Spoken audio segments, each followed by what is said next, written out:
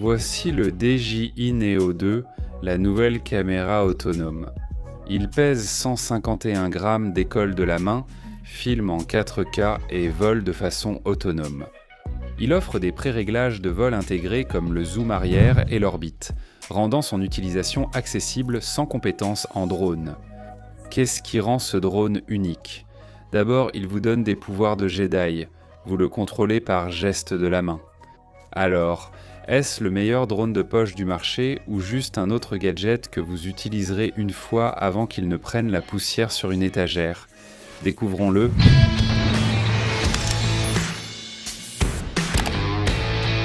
Salut à tous, c'est Steve de Learn Online Video.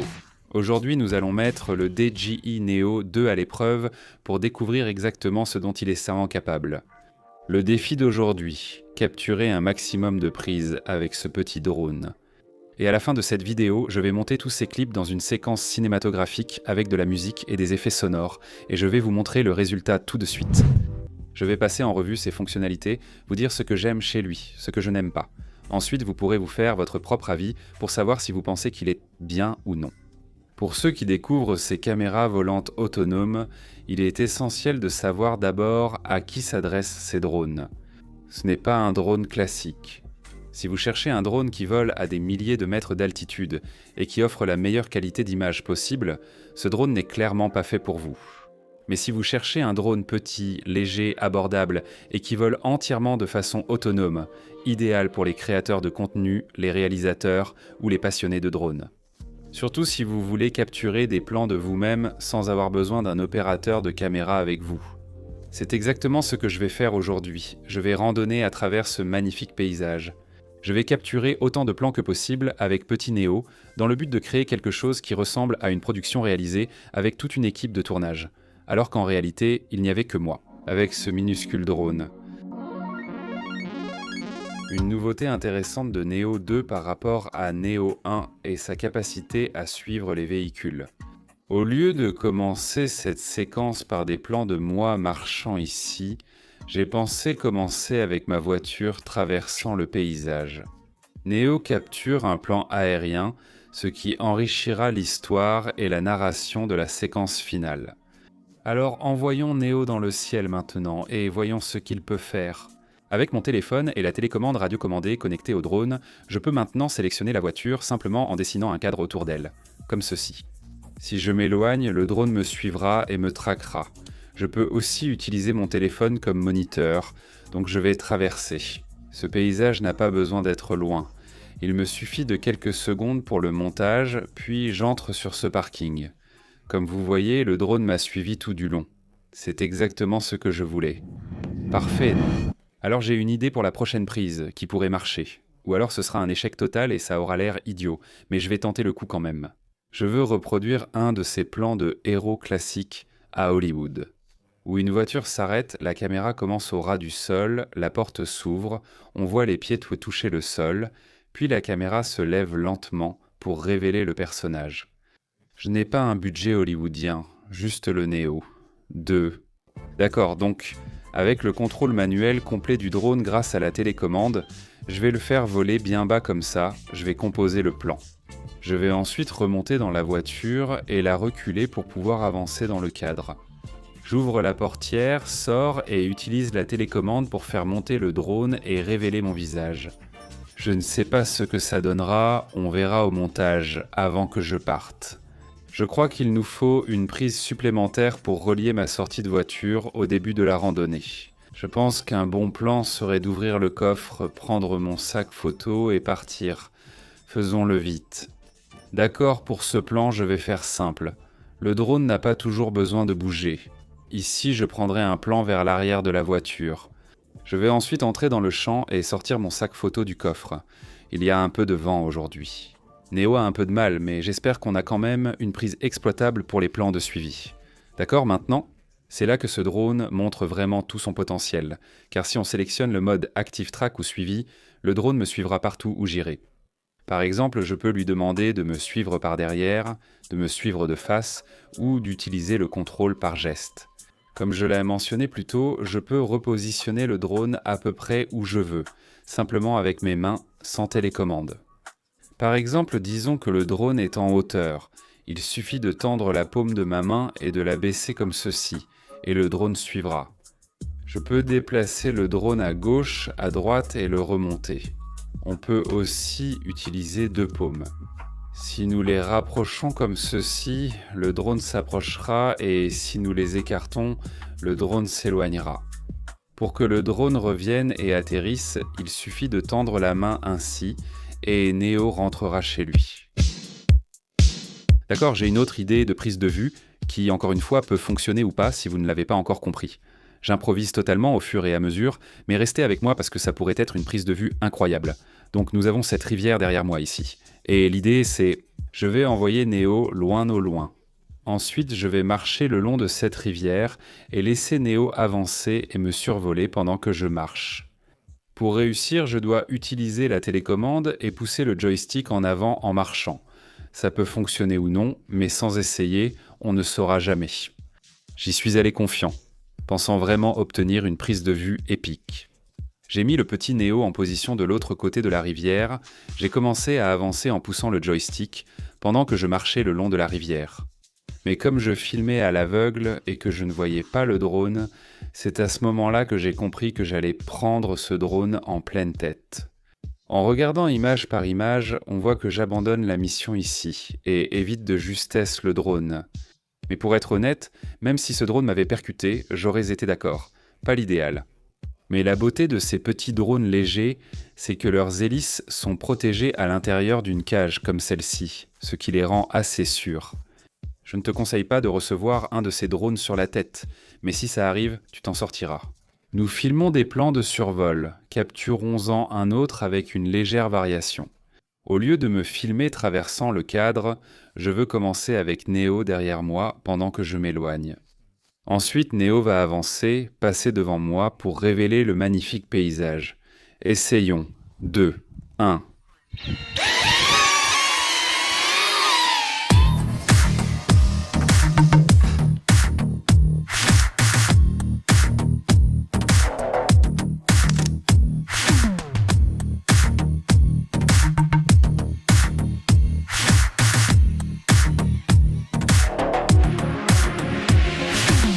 Vous avez sans doute remarqué que j'utilise des filtres Neutral Density avec ce drone aujourd'hui. Ils me permettent d'obtenir une image plus professionnelle en contrôlant l'exposition et la vitesse d'obturation. Ce n'est pas quelque chose dont vous devez vous soucier si vous débutez. Faites voler le drone tel quel et concentrez-vous sur l'apprentissage des bases.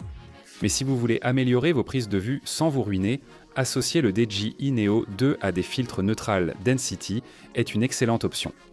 J'utilise ici des filtres Freewell magnétiques qui se fixent facilement à l'avant du drone.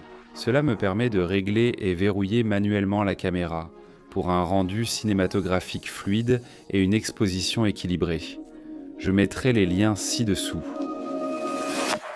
Maintenant, si vous êtes quelqu'un qui veut simplement se faciliter la vie au maximum et ne pas avoir à s'embêter avec un téléphone, alors quel genre de prise de vue ce drone peut-il réaliser sans utiliser aucune télécommande ? Eh bien, laissez-moi vous présenter quelques-uns de mes modes préférés. Et le premier est le mode cercle, où le drone va tourner autour de vous.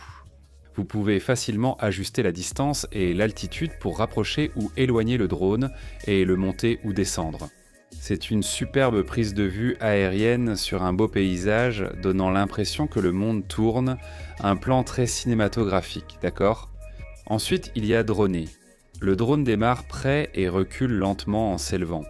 C'est idéal pour mettre en valeur et révéler votre emplacement. Une autre de mes préférées est la fusée.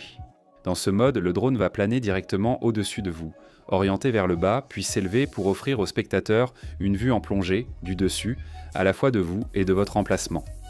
D'accord maintenant. Ensuite, l'hélice permet au drone de tourner autour de vous, en montant, créant un mouvement fluide en tire-bouchon.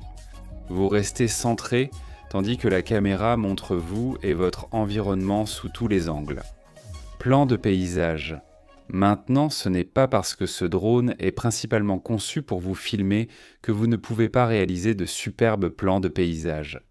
Si vous filmez une séquence comme moi aujourd'hui, je vous conseille de prendre quelques plans de coupe à intégrer au montage final pour enrichir l'histoire et la narration. Pour cela, j'utiliserai mon téléphone comme télécommande pour capturer quelques plans du paysage à intégrer dans la séquence finale. Je vais capturer quelques plans bien en hauteur dans le ciel, ainsi que des plans en plongée pour une perspective plus originale. Voyons maintenant le rendu de ces plans montés en séquence avec musique et effets sonores. À notre retour, je vous dirai ce que je n'aime pas avec ce drone et à qui il s'adresse. Voyons cela.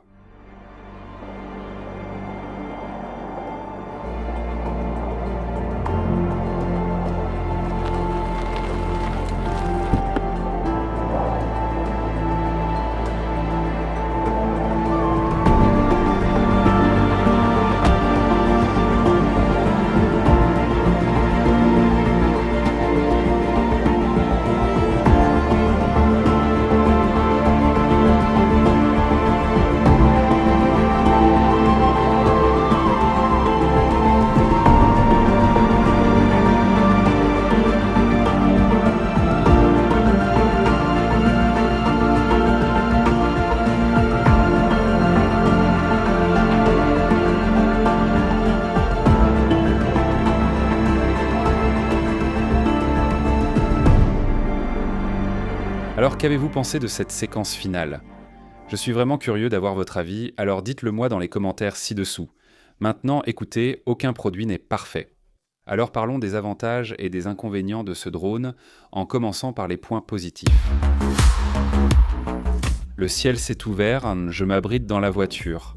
En Angleterre, il pleut souvent, mais commençons par les points positifs de ce drone. Il est très facile à piloter, aucune expérience n'est nécessaire. Les modes de vol automatisés conviennent aux débutants. Le contrôle gestuel accélère la prise de vue et le changement d'angle caméra. Il est léger, facile à transporter et pèse moins de 250 grammes, donc soumis à moins de réglementation. Il résiste aussi au choc. Il est durable et, pour être honnête, il le doit, car il est destiné aux débutants. Et si vous êtes débutant, vous avez plus de chances de le faire s'écraser. Vendu à un prix raisonnable. Le drone seul coûte 209 livres ou 349 livres. Le pack Flymore inclut la télécommande radiocommandée, 3 batteries, un hub de chargement et des protections d'hélice. C'est ce que j'ai et c'est ce que je recommanderais. Mais quels sont les inconvénients de ce drone? D'accord, ce n'est pas un drone professionnel, mais honnêtement, il ne cherche pas à l'être. Le suivi est moins précis pour les mouvements complexes que sur leur drone haut de gamme, mais reste impressionnant. Par exemple, quand j'ai conduit derrière ce buisson, le drone a quand même réussi à me verrouiller et à me suivre pendant que je passais. Il n'est plus possible de filmer en log maintenant. C'est limitant en termes de flexibilité pour l'étalonnage des couleurs, mais la solution consiste simplement à filmer en utilisant les réglages manuels de la caméra. Réglez votre ISO et votre exposition. C'est ce qui va permettre de tirer le meilleur parti de ce petit drone. D'accord, il est super léger, ce qui est évidemment génial parce qu'il n'est ni grand ni encombrant. Il est facile à transporter, mais l'inconvénient, c'est qu'il ne tient pas bien face au vent. Quand le drone s'élève et que vous filmez de beaux paysages, les tremblements sont à peine visibles.